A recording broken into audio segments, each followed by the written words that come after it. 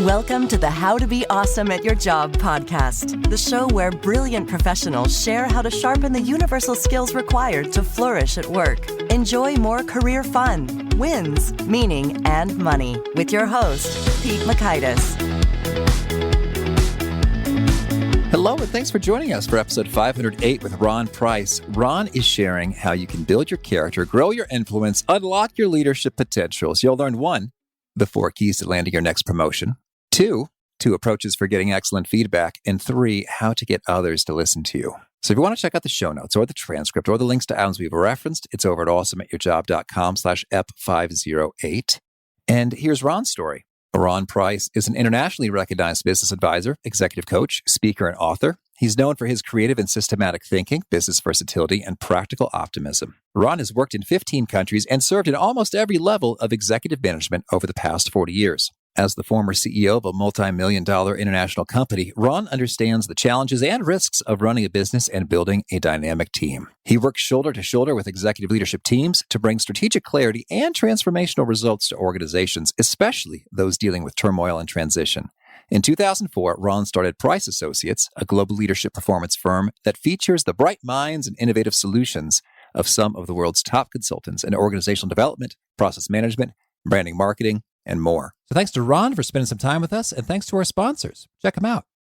Let's face it, people have different sleep needs. While you love your partner, sleeping next to them might not always be the most comfortable. Sleep Number Smart Bed is designed for your ever-evolving sleep needs, so you can choose what's right for each of you whenever you like. Maybe you prefer a firmer mattress, and your partner needs something softer. Because of the individualized comfort that you get from Sleep Number Smart Beds, you and your partner will sleep better together. All Sleep Number Smart Beds feature cooling, pressure-relieving comfort layers for soothing sleep throughout the night. And their temperature-balancing bedding is designed to move heat and moisture away when you're hot. When you're cool, they hold their energy to help warm you. The smart beds even automatically respond and adjust to your movements, so you sleep comfortably all night long. J.D. Power ranks Sleep Number #1 in customer satisfaction with mattresses purchased in-store. And now, save 40% on the Sleep Number Limited Edition Smart Bed for a limited time. For J.D. Power 2023 award information, visit jdpower.com/awards.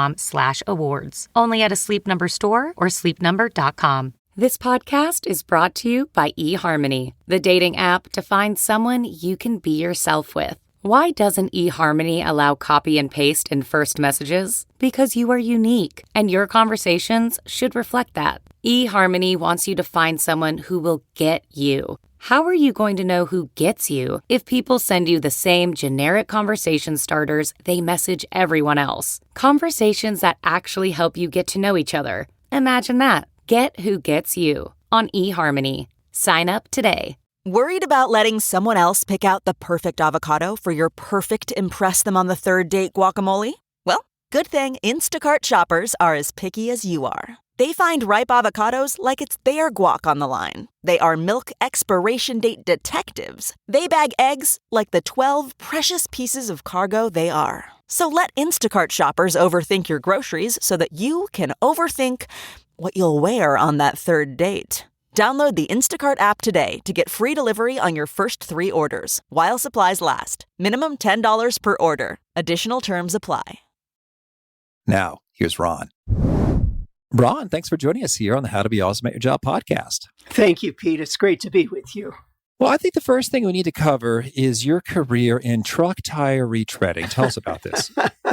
Well, it goes way back. My dad owned a truck tire retreading shop, and when I was 12 years old, my first job was repairing truck tire tubes, and I got paid piecemeal. So each tube that would hold air overnight, I think I got a quarter. Okay. I have to confess, my work ethic wasn't real great then. There were some afternoons I just took a nap in a bunch of tubes that were piled up. But eventually that led to, after getting out of school, I went to work and learned every bit of the business. Did a lot of years of changing semi-truck tires along the highway in Michigan in January and February. And I really learned something about resilience then. And eventually became a part owner. And my dad and I together owned 4 different manufacturing facilities across the state of Michigan. So it was a great place to learn work ethic and to learn how to run a business.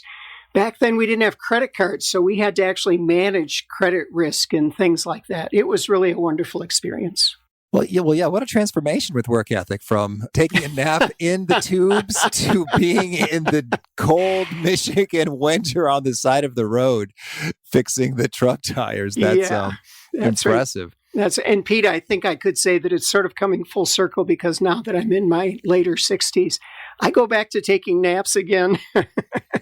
Well, I would maintain that a strategic nap is, in fact, a productive, sensible, strategic choice.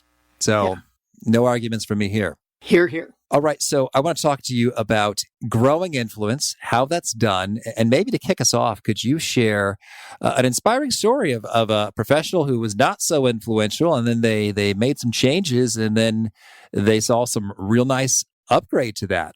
Boy, there's so many. I've had such a wonderful career of working with great people. One that I think of was a woman who came to work at a business that I was running during most of the 90s. I started there in 89 and retired from it in 2000. She came as a customer service representative answering the phone. And I saw something in her that made her stand out. She really cared about what she was doing. She made you feel like what she was doing was worthwhile every day. And eventually that led to us saying maybe she could supervise the people who were answering our phones. And she started as a supervisor of a small group of people, and she eventually grew to being a VP of customer service. I would say, this was a company that was about a $100 million company, and we had 200 employees spread across 8 countries. And she was maybe the number 2, number 3 person in the whole company. And she started as somebody answering the phone, and she kept learning and growing and demonstrating character. And she won more and more and more loyalty from the people around her. And I think they would have thrown me out had I not promoted her to that position later in her career. Well, that's great. And maybe, I guess we're going to get into some of the particular principles and actions and tactics, but was there anything in particular you noticed that made all the difference in terms of her rise? I think it was twofold. I think one is that she brought her humanity to work with her. She treated people like human beings, and it didn't mean that she lowered the standards, didn't mean that she wasn't clear about what needed to be accomplished. But she recognized that those were human beings that all brought their own life with them to work, and it was worthy of respect. That was the first thing. The second thing is that she was a continuous learner. And she didn't start out as an expert in this field, but she became an expert all the way to the point that she was recognized internationally for the kind of leadership that she brought to incoming call centers. So during her tenure, we went from a traditional kind of a phone system to a phone system that was hooked up to data analytics. And we ended up learning how to do statistical quality control, monitoring. We did a lot of things both on the technical side of understanding how to make the most out of a call center, and also on the people development side of empowering people, giving them clear career paths, letting them see the numbers. One of the big things that she did is one of the early phone systems that we bought had a big screen that the supervisor could look at to determine how many people were on hold and if people abandoned and what our average call time was, all those kinds of things. And she said, this was long before anybody was thinking of this. She said, why is it that the supervisor sees this and the whole office can't see it? So she brought in a huge monitor, put it up near the ceiling so that every single person in that call center could see what was going on. And it was one of the early demonstrations of combining technology with empowerment so that people felt that they could own their job. And it made a huge difference in our culture and in our performance. Oh, that's powerful. I could just visualize that like a scene from a movie, triumphantly placing a huge monitor on the ceiling. And it's like, oh, we're really serious about that. That's cool. Yeah. And why do we need somebody to monitor that for everybody else like their children or something? Why don't we treat them like adults and let them take their own initiative? The funny thing about it, Pete, was that people paid attention to that. And if all of a sudden we had a spike in calls and somebody was on a break, they self-governed.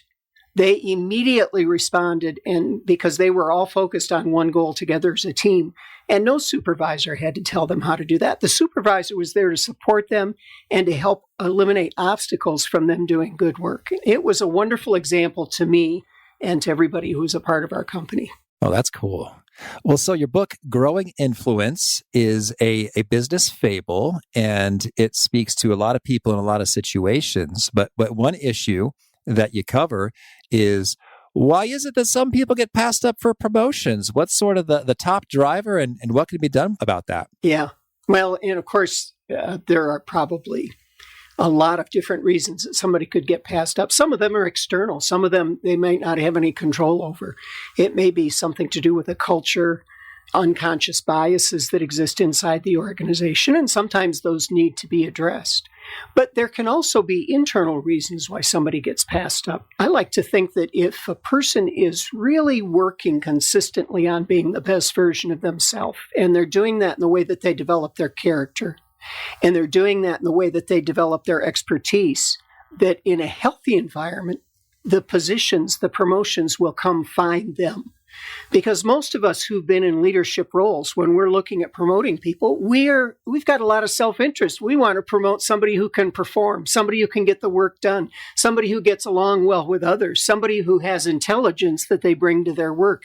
And if you bring all those things and you don't throw up a lot of obstacles, you make it a lot easier to get promoted. So sometimes people, they don't get promoted because of something that's happening in the culture that needs to be addressed. And other times they don't get promoted because they don't realize that they're their own worst enemy in some ways. My wife and I were out on a fall walk earlier today, and we laughed about this statement that I find myself making over and over and over again.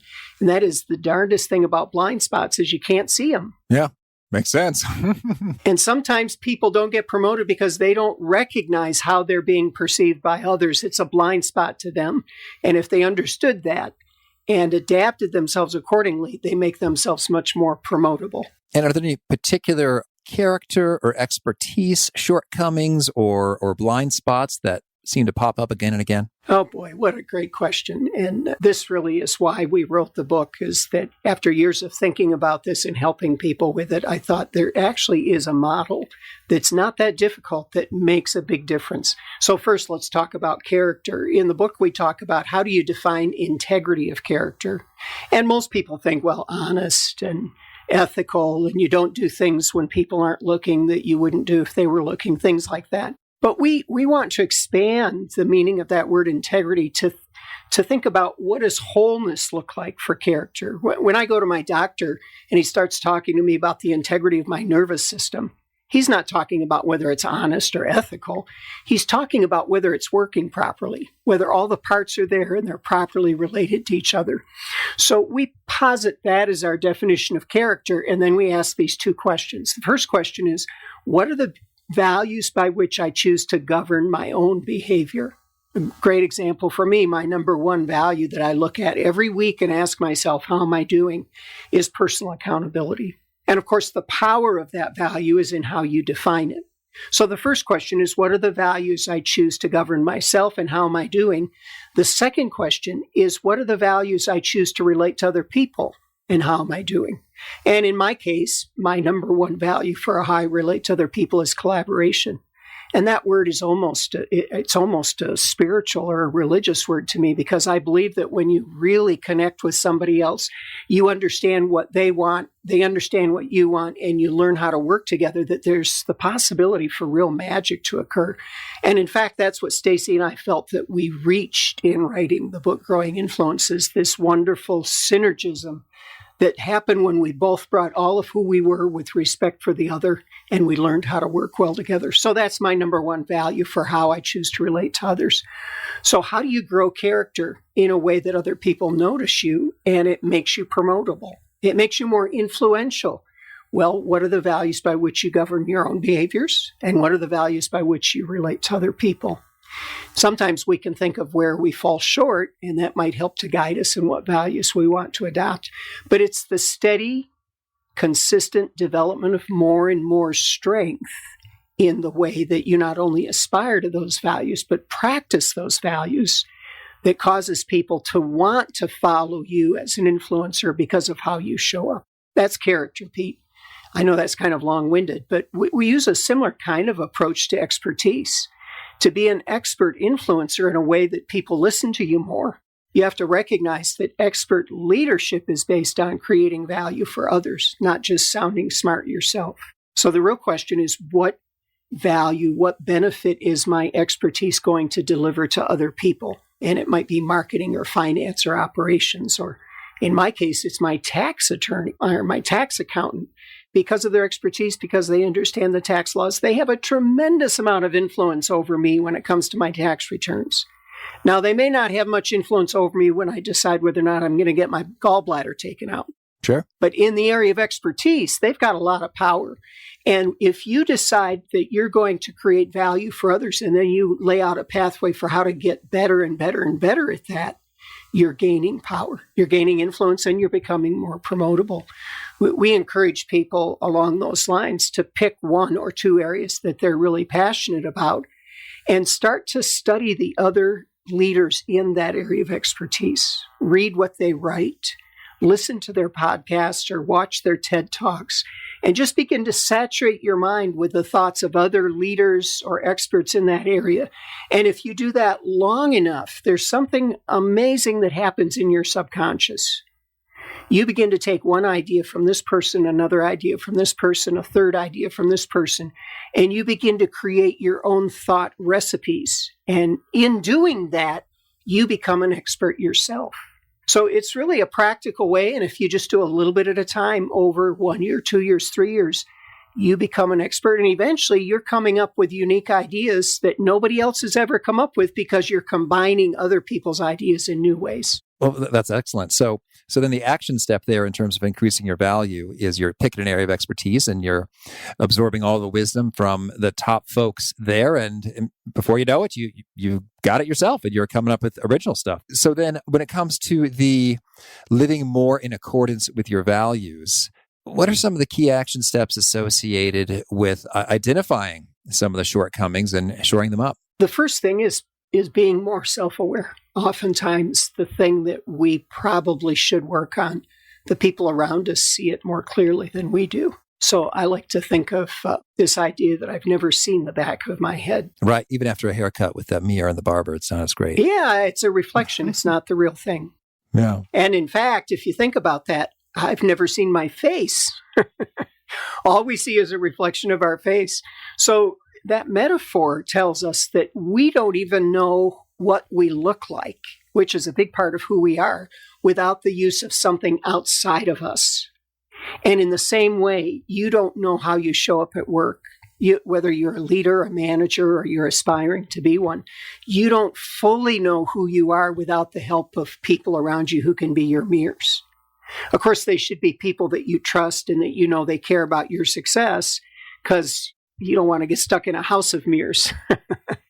But you want people who are going to give you honest feedback. And it's amazing to me when we learn how to ask for and we're open to feedback and we're not defensive, how much wisdom we get from the people around us.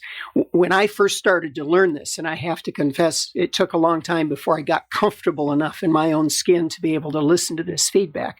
But when I first started to hear it, I had to resist the temptation to be embarrassed or to feel ashamed or to defend myself or to deny that, because they do a pretty good job of pointing out what you're not so good at.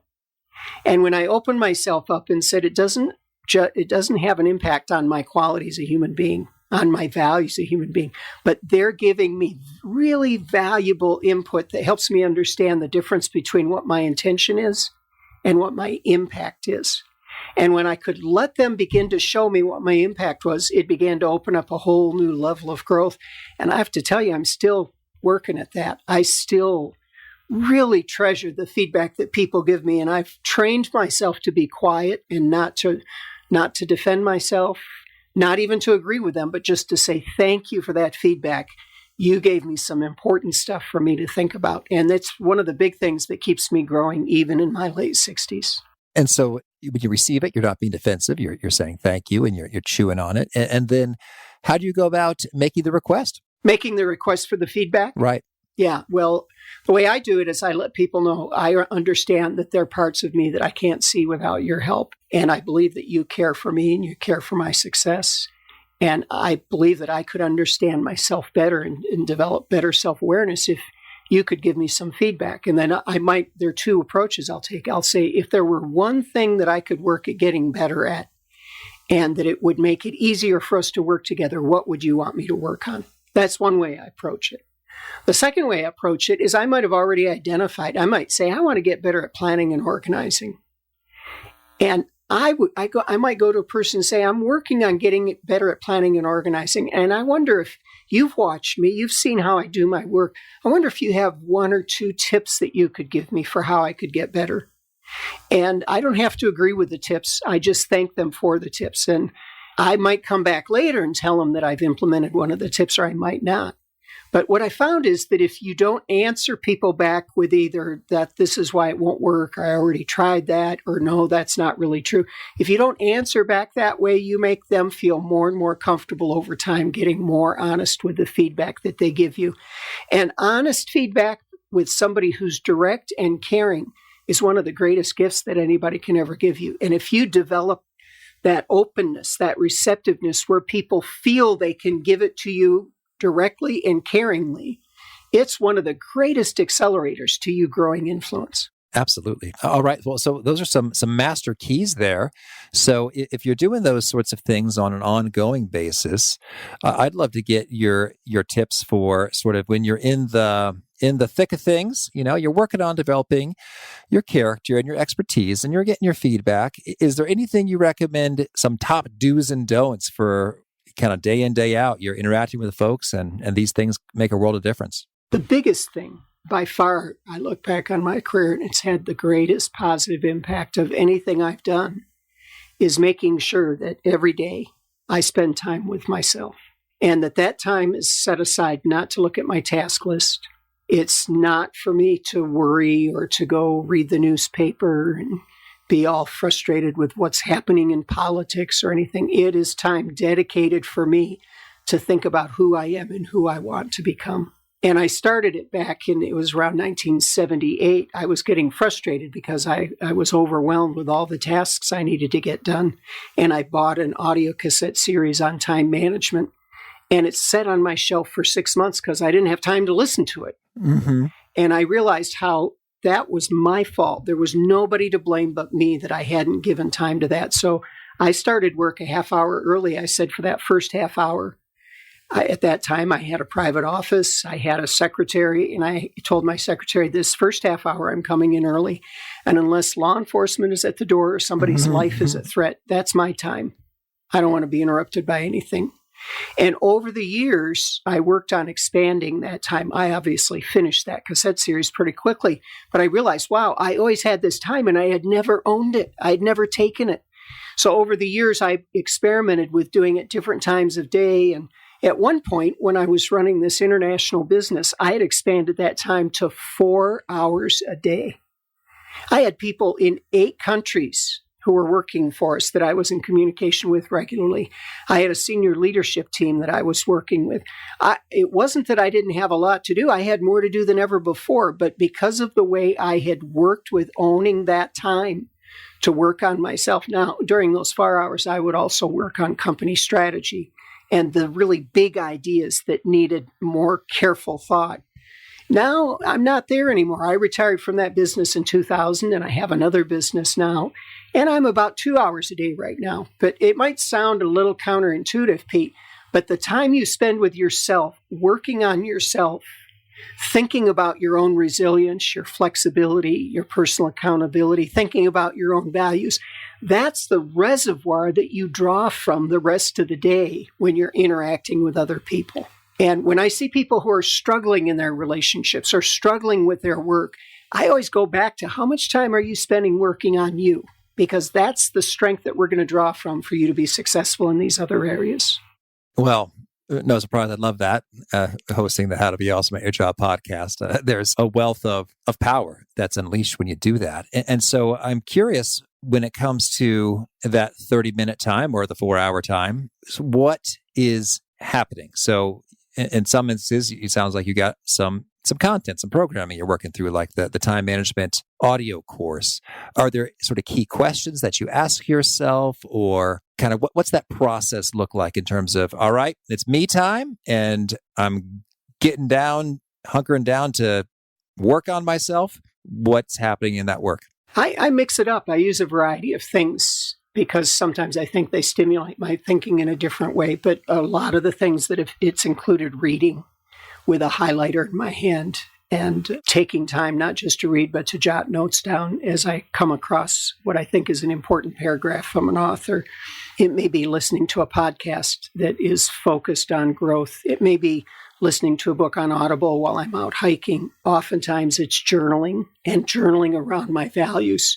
So one of my values is courage. And so I might journal one morning about how am I demonstrating courage right now? What are the obstacles to courage? What does courage mean to me right now? It's these things that help me to self-evaluate and to think about who I am and who I want to be.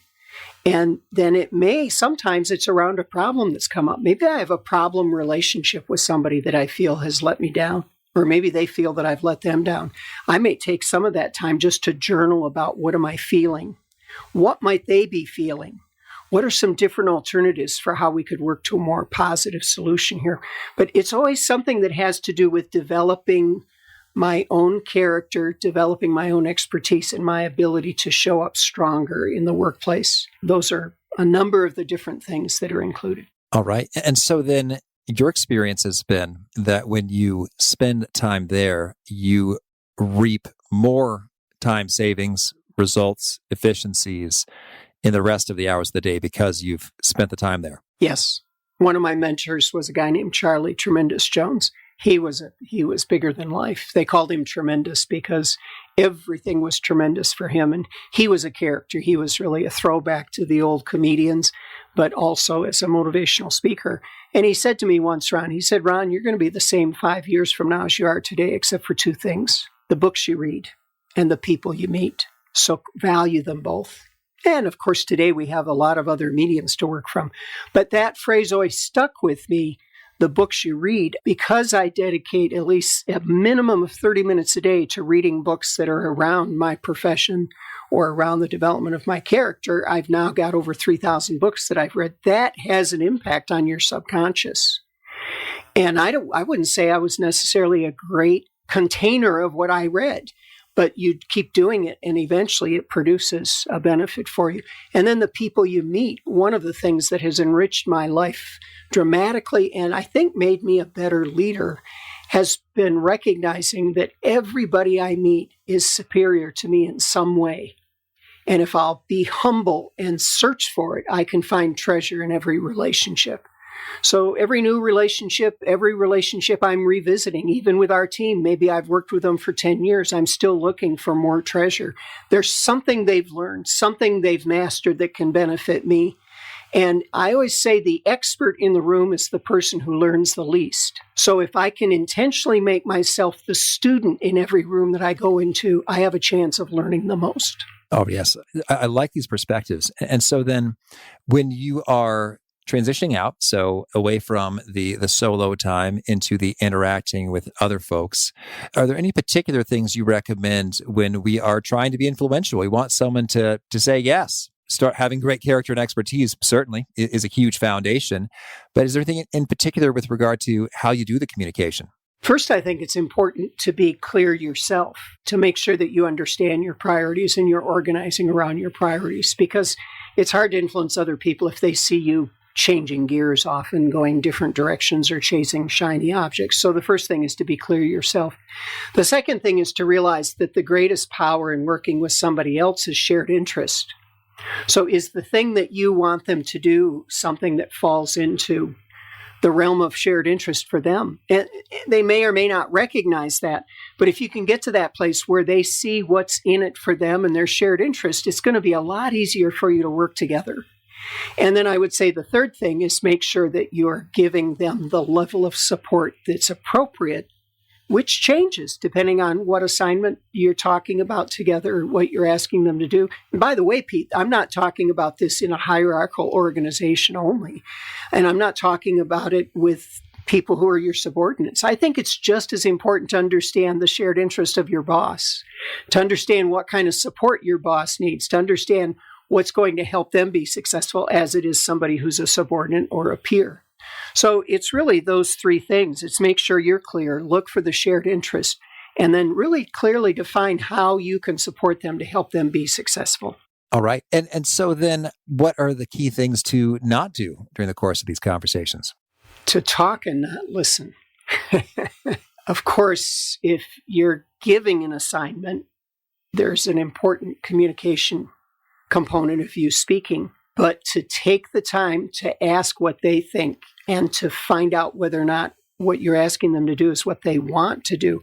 We find that something like 60, 70% of the time that people don't follow through on an assignment that was asked of them. The reason is because the person who gave them the assignment never asked them whether or not they were committed to doing it. They just assumed they were. So taking the time to ask and not just assume that somebody's going to follow through. So I guess you said, what should you not do? Probably the biggest trouble we get into is our assumptions, the stories that we tell ourselves without ever validating whether they're true or not. And I don't know how many times I thought I knew what the other person was thinking, and I took the time to ask and found out what they were thinking was not at all what I had in mind. And so when you are asking, hey, are you committed to this, or what are you thinking? What are some of the particular questions that seem to yield insight again and again? Is this something that you feel comfortable being involved with? Is this something that you feel you can do well? Is this something that you will enjoy doing? And help me understand the time frame, because you know everything else that you have going on. Help me understand the time frame that you need in order to get this done well and in a way that you'll enjoy it. Is there anything I'm missing? Are there issues that you're dealing with or other responsibilities you're carrying that may get in the way of this that it would be important for me to know about?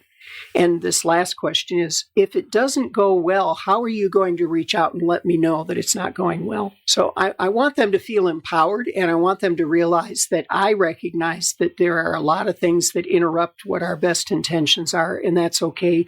And when that happens, let's work on it together. Well, Ron, tell me, anything else you want to make sure to mention before we shift gears and hear about some of your favorite things? I think one of the most powerful models that I learned from another mentor, actually, it's a husband and wife team, Steve and Jill Morris. They taught me something called the triangle of choice. They said everybody has perceptions, and our perceptions are different. Everybody has wants. That's really what drives us to get up out of bed each day and go to work. And everybody has behaviors, and people will choose the behaviors that they think will best help them close the gap between their perceptions of the way things are and what they want. And if I can respect that in everybody that I work with, if I can take the time to understand what their perceptions are and help them make sure that they're accurate, what their wants are, and have a conversation about whether or not those wants are realistic, then together we can work on what are the behaviors that are going to close that gap between perceptions and wants.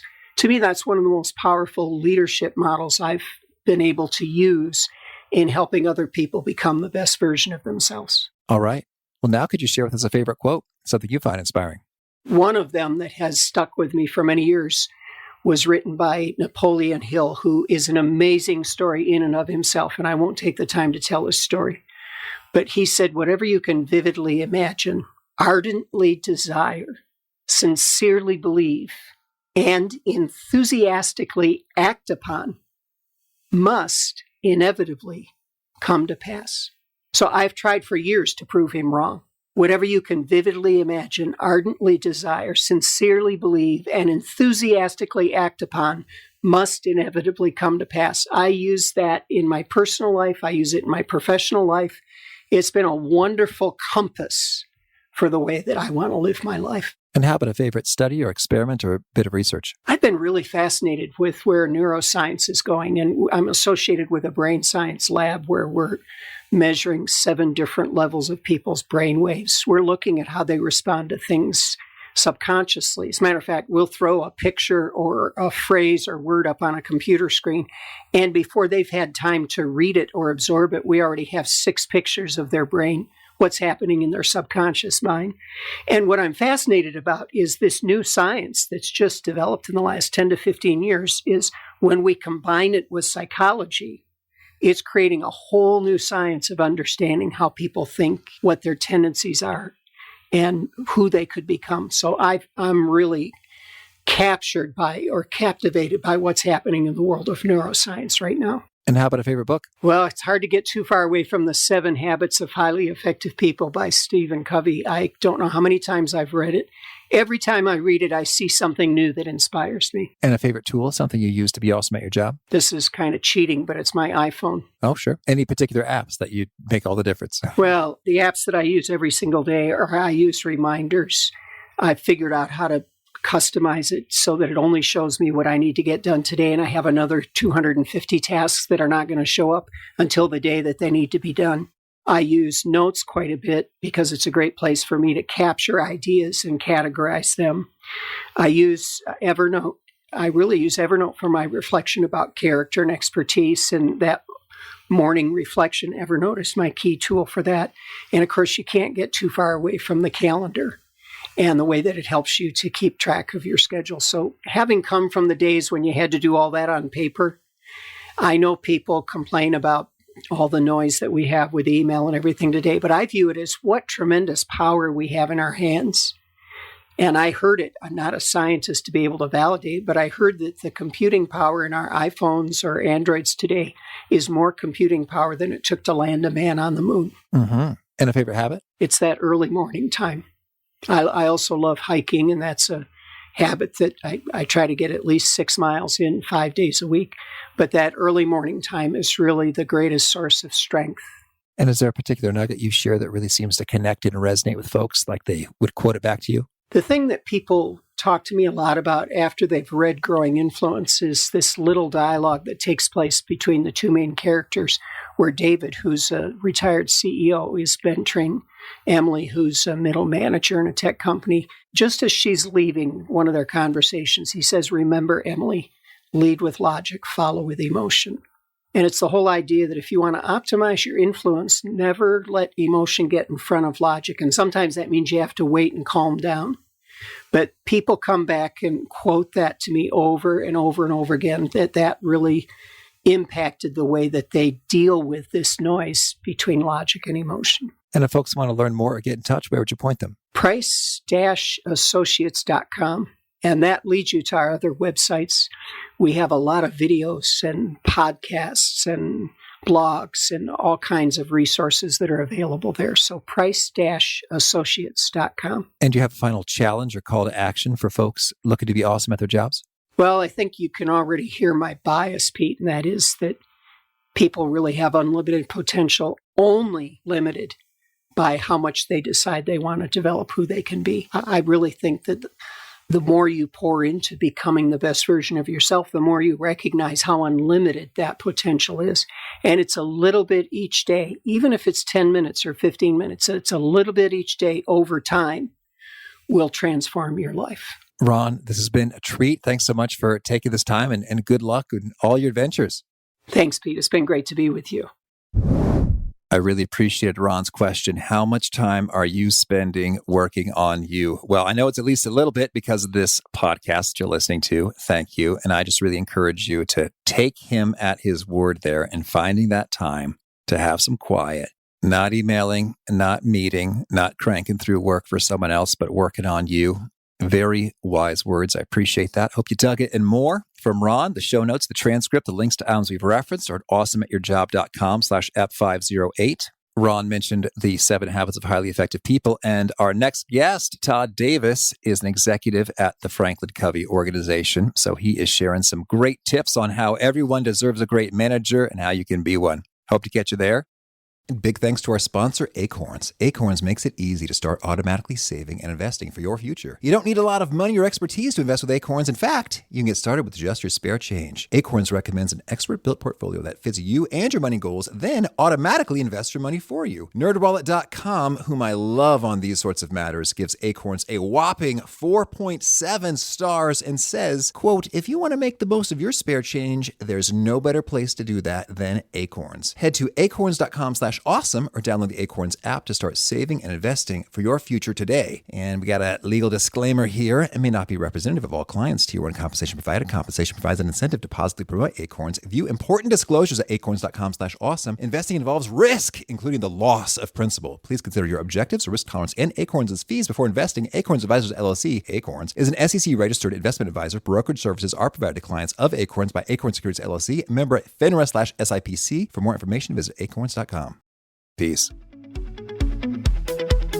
Thanks for listening. To get the most out of the show, we recommend 2 key things. First, check out the extra resources at awesomeatyourjob.com. You can find this episode's transcript and links, as well as the perfect episode for your situation. You can search the full-text transcripts of hundreds of episodes or explore episodes tagged by topic and competency covered. Second, subscribe to the podcast and get future episodes automatically. You can subscribe by telling Siri and several other smartphones and speakers, subscribe to the How to Be Awesome at Your Job podcast, or by tapping subscribe in your podcast player of choice. If you'd like some extra help figuring out podcasts and how subscriptions work, visit awesomeatyourjob.com/subscribe for guidance.